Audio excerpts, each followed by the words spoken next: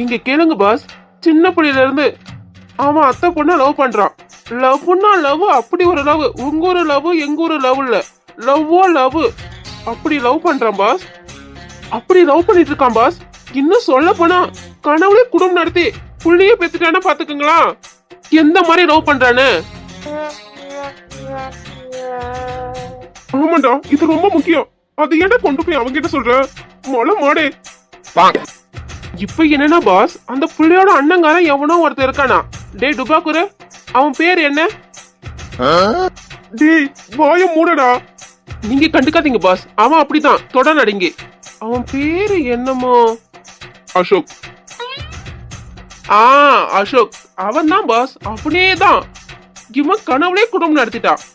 அவன் அண்ணங்காரன் இப்ப வந்து வெட்டுவான் குத்துவான், பொண்ணை தொட்ட நீ செத்தன சொல்றான் பாஸ்.